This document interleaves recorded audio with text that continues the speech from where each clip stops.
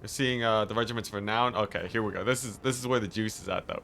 Terracotta Sentinel reflects enemy projectiles in range. There we go. Okay, so there we go. Full volley of Thunderer Fire, only quarter HP damage.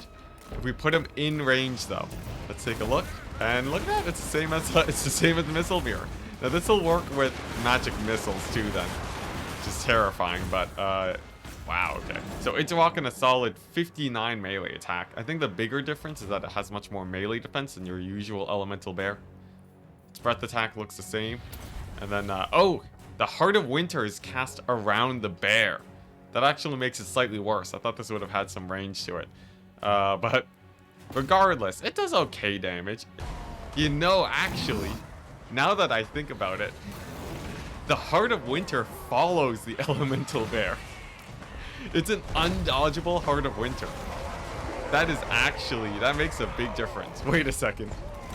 Because I was thinking it was a Heart of Winter that you couldn't cast where you want it, but it's actually a Heart of Winter that can be exactly where you want it to be. The Stonehorn, right, already barely takes damage from archers, but what if we, let's see, let's get a few more of these guys shooting at once. Look at that damage.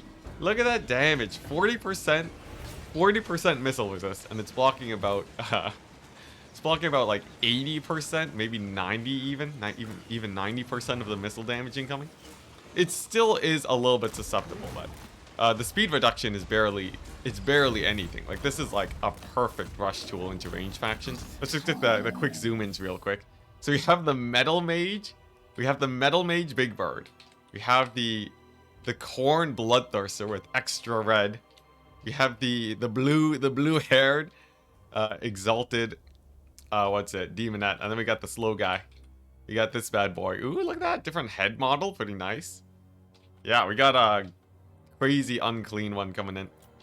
Now, if we look at the Corn one, he's like the ultimate single entity killer.